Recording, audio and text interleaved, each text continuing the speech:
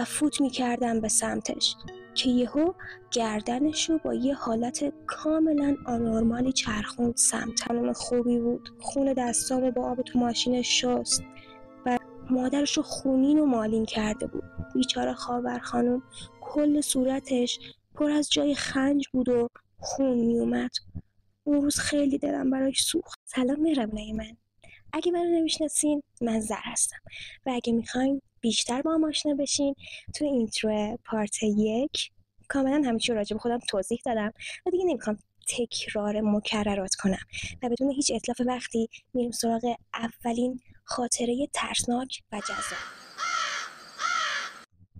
سلام زرجان. خاطره‌ای که میخوام برات تعریف کنم اولین تجربم از ملا و دعانویسیه، اونم تو سن 7 سالگی. خونه ما یه خونه قدیمی بود، یه خونه‌ای که کاهگلی بود و اینقدر از لای دیوارا و گوشه کنارش کاغذ دعا پیدا می‌کردم که نگو. اولین دعایی که پیدا کردم یه کاغذ نازک بود که 1000 تا خورده بود. اولی که پیداش کردم شما یه مربع 2x2 سانت رو تصور کن که وقتی بازش کنی تبدیل بشه به یه کاغذ آسه. دفعه دوم رفتم نشون مادر بزرگم دادم. این خونه‌ای که توش زندگی می‌کردیم خونه مادر بزرگم بود، مامانم و چون مامانم مریض بود مادر بزرگم از من و داداش کوچیکم مراقبت می‌کرد. حالا سر این که چرا مامانم مریض شدم میرسی. خلاصه یکی از همین دعاها رو پیدا کردم و بردم نشون مادر بزرگم دادم. تمام بدنش شروع کرد به لرزیدن. سری دعا رو از دستم گرفت و زیر آب شستش. نمیدونم چرا این کار کرد. اگه میدونی یه توضیحی بده. منم بچه بودم. هی میرفتم از دیوارای کوچه و خونه دعا پیدا میکردم و میدادم به مادر بزرگم، اونا با آب میشستشون. انگار یکی میومد این دعاها رو تمدید میکرد. مادر بزرگم که دیگه هم ترسیده بود و هم کلافه زنگ زد به یکی از دوستای قدیمیش که دستش هم توی دعا بود. براش همه جریان رو تعریف کرد. اونم گفت باید به یه ملا زنگ بزنی. من خودم یه ملای آشنا دارم به اسم ملا غریب. خونتو حصار میکنه، برات باطل و سحر مینویسه و از این جور حرفا. مادر بزرگ من اصلا دلش نمیخواست این کارو بکنه، ولی وقتی حال و روز مامانمو میدید مجبور بود. دوستش هر کاری بکنه که مامانم حالش بهتر بشه.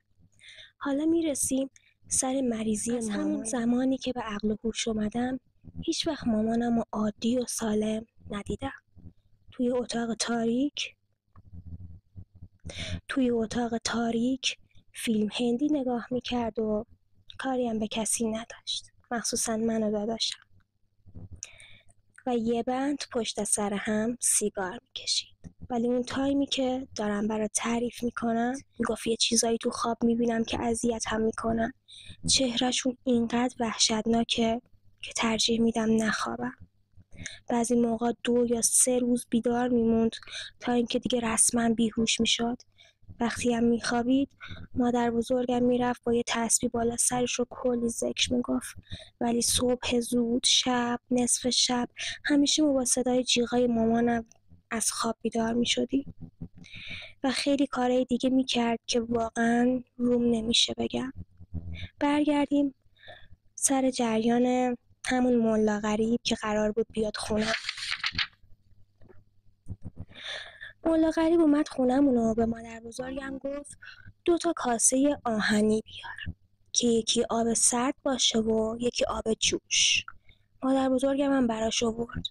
دستشو کرد توی آب و شروع کرد به دعا خوندن و پچ پچ کردن و یه چیزایی با یه زبون خاصی پشت سر هم تکرار کردن. بدنش میلرزید، چشماش برمیگشت و سفیدی چشماش معلوم میشد. آب جوشو با چشم خودم دیدم که رنگش عوض شد رنگ قهوه‌ای تیره و کدر و بعد از دعا خوندن همه چی متوقف شد. به مادر بزرگم گفت برای دخترت جادوی سیاه گرفتن، جادویی که توی قبر یه مرده خاکه. یه مرده که از آشناهاتونم هست و هر 40 روز یک بار این دعا باطل میشه و با همین دعاهایی که تو خونتون پیدا میکنین تمدیدش میکنم. گفت موکلم یه زن قد بلند و درشت هیکل با یه چادر سیاه تو قبرستون بهم نشون داد. به مادر بزرگم گفت میشناسی کسی با این مشخصاتو؟ مادر بزرگم گفت آره، جاریمه. ملا غریب پرسید چرا داره این کارا رو میکنه؟ مادر بزرگم شروع کرد همه حرفایی رو که در ازای طرفداری از مامانم به همه میگه به ملا غریبم گفتن. گفت دختر منو اینجوری نبینا، تهرون درس خونده، رتبه 5 کنکور بوده، 1000 تا خواستگار داشته، از دکتر هندی بگیر تا تمام پسرای محل همسن و سالش. ولی دخترای جاریم همشون یکی یکی تو خونه مونده بودن. دختر من شده بود خار تو چشمش و سرتو به درد نیارم. من فقط عکسای محل کار مادرم رو دیدم که باور کردم، ولی اکثرا حرفای مامان بزرگم رو باور نمی کنن وقتی وضع و اوضاع مامانم رو می بینن. یه باطل و سحر نوشت و گفت خواهر کاری از دست من بر نمیاد. این دعایی که برای دختر شما گرفتن از بدترین نوعشه. خودت باید بری باش صحبت کنی.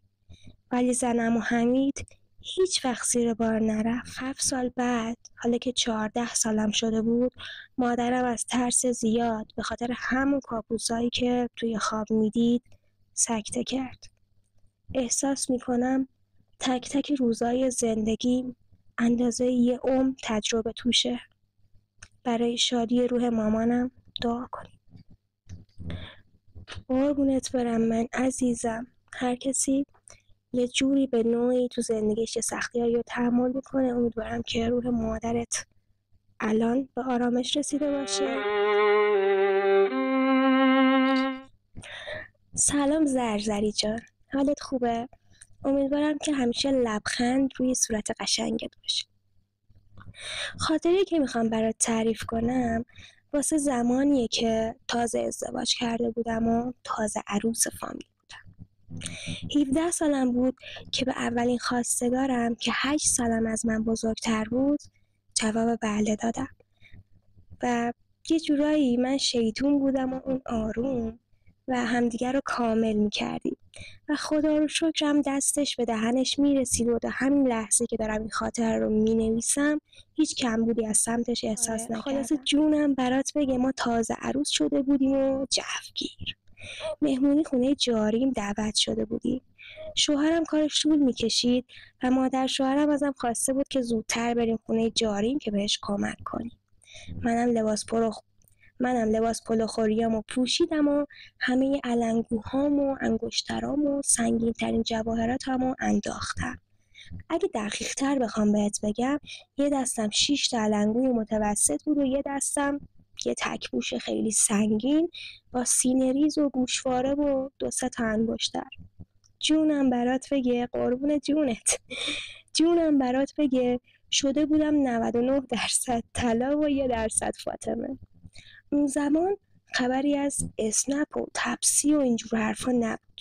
زنگ میزدی آژانس میومد دنبالت.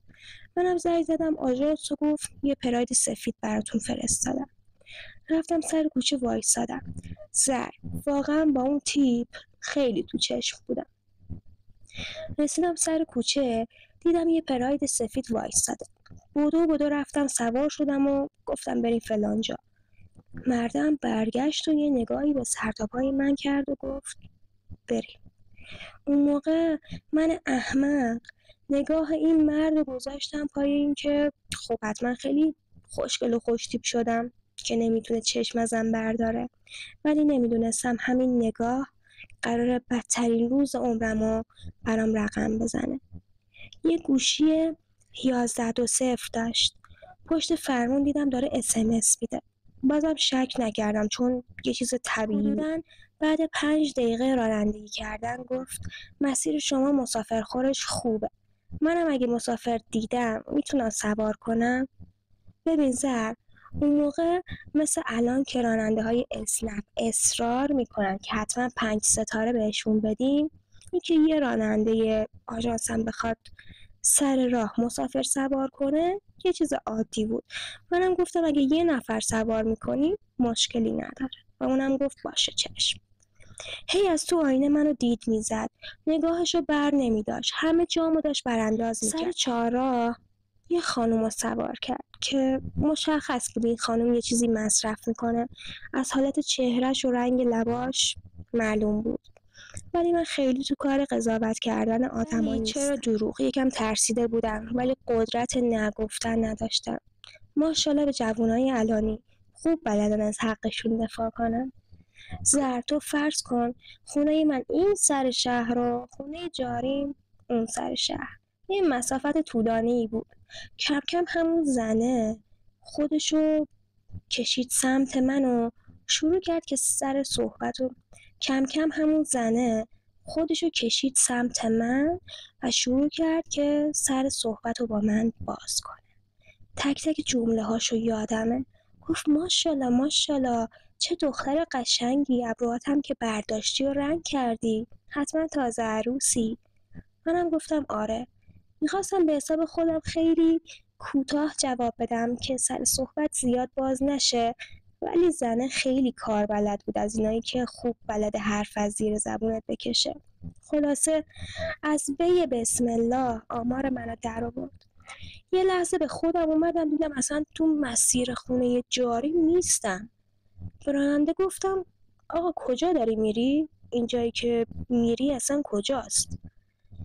و تو همین لحظه بود که تیزی یه چیزی رو که محکم داشت به پهلوم فشار داده میشد احساس کردم. عرق سرد کل بدنم رو گرفت. تازه 2000 افتاده بود که چه اتفاقی داره برام میفته. این زنه این همه با من حرف زد که اصلا من متوجه نشم این مرده داره از کدوم مسیر میره.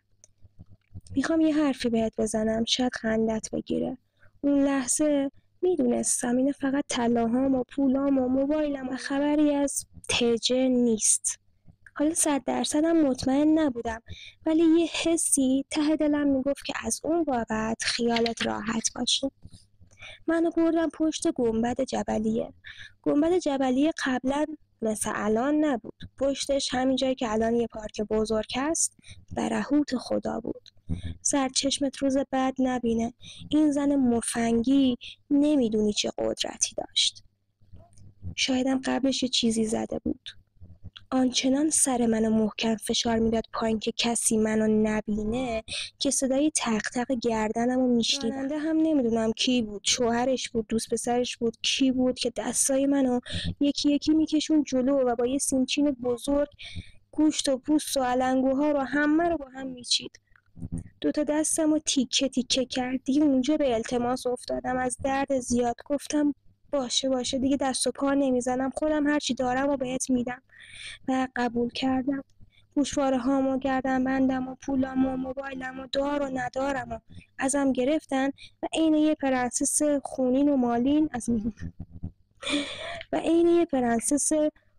مالین از ماشین پیاده میشدم سر خیابون ظریف. به هر ماشینی که ترمز میکرد و رانندش مرد بود میترسیدم سوار بشم. بودن یه نیم ساعتی همینجور با اون قیافه سر خیابون وایسادم تا اینکه بالاخره یه خانم ترمز کرد. گفتم خانم تو رو خدا به این شماره زنگ بزن، شوهرمه، بگو بیا دنبالم. خیلی خانم خوبی بود. خون دستامو با آب تو ماشینش شست.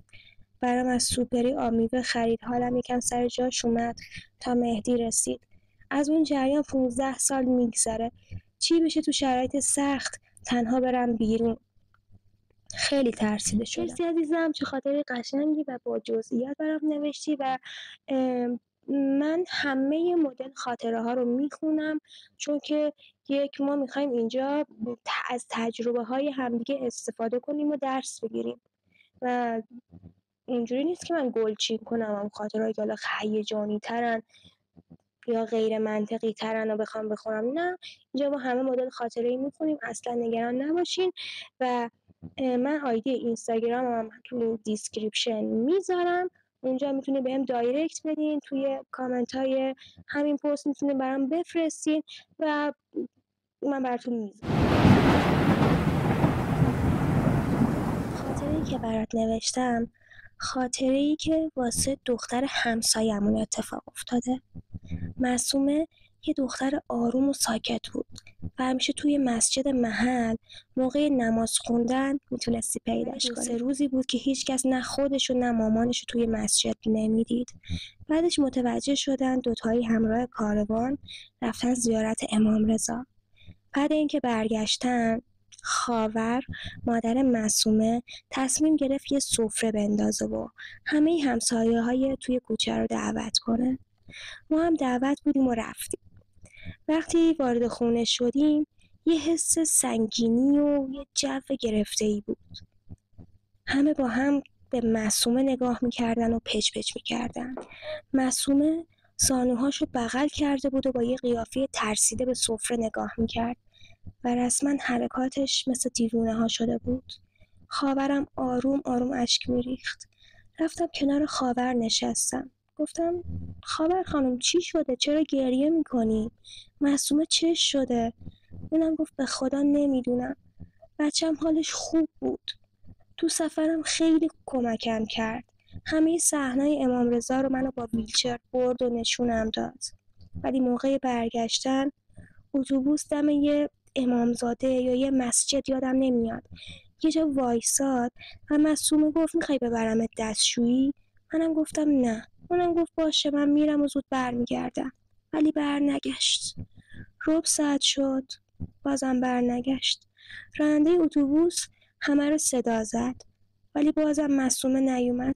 رفتم جلو و گفتم پسرم دختر من نیومده، یه لحظه حرکت نکن من برم پیداش کنم. دستشویی ها نبود. همون راننده رو صدا زدم و گفتم اگه میشه کمکم کن، نمیتونم سری راه برم. یکم اطراف رو گشتیم و معصومه رو زیر یکی از این پل هایی که زیرگذر بود بیهوش پیدا کردیم. نمیدونم چرا اصلا اونجا افتاده بود. سوار اتوبوسش کردیم و تا کرمان خواب بود و وقتی هم بیدار شد همینجوری شده که داری میبینی. خیلی دلم براش سوخت.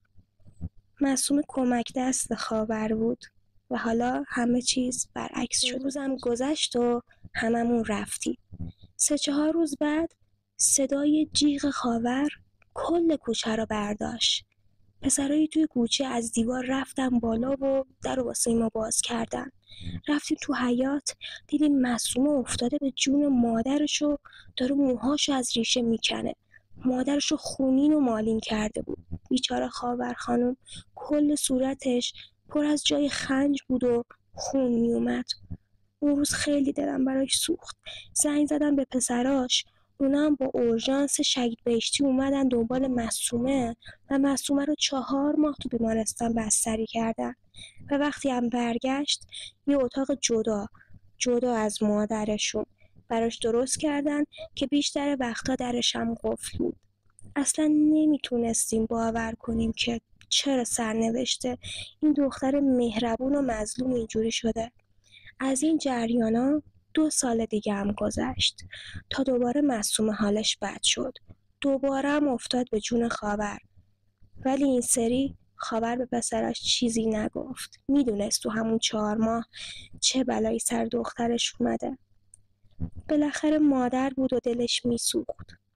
همسایه ها بهش پیشنهاد دادن که یه سفره حضرت رقیه بندازه و برای سلامتی معصومه همه ما دوباره جمع بشیم و دعا کنیم. و وقتی که دوباره رفتیم خونه خاور من ترس و گذاشتم کنار. دقیقاً برعکس همه رفتم و کنار معصومه نشستم و هر چی ذکر بلد بودم توی دلم میخوندم و فوت میکردم به سمتش که یهو گردنشو با یه حالت کاملا آنورمالی چرخوند سمتم. خودشو کشید سمتم و مچ دستم و محکم گرفت. چهره معصومه با هر بار پلک زدن من حالتش عوض می شد. یه بار یه لبخند مرموز روی صورتش می دیدم. یه بار چشماش پر اشک می شد. یه بار چشماش میخواست از حدقه بزنه بیرون و انگار زمان برام حالت اسلو موشن شده بود. صدای آدمای اطرافم هم همینجور. دستمو محکم و محکمتر فشار میداد و با یه صدای دورگه گفت معصومه خیلی وقت رفته. واسه کی داری ذکر میخونی؟ تازه متوجه شدم چی رو دیدم و چی رو شنیدم. فوری دستمو کشیدم و از خونه این خاور فرار کردم و دیگه حتی جرئت نکردم تنهایی از در خونشون رد بشم. اینم خاطره من زر عزیزم. امیدوارم که خوشت اومده باشه. واو چه خاطره واقعا ترسناکی بود و چه تجربه ترسناکی میشم که تعداد سابامو یه جوری کنین که من به 50 تا ساب برسم و بتونم لایو بذارم و میخوام توی لایو خاطرات عاشقانه خیانتی براتون بخونم و کلی شبا دور هم بشینیم و چیل کنیم. پس ساب کردن و لایک کردن ویدیو فراموشتون نشه.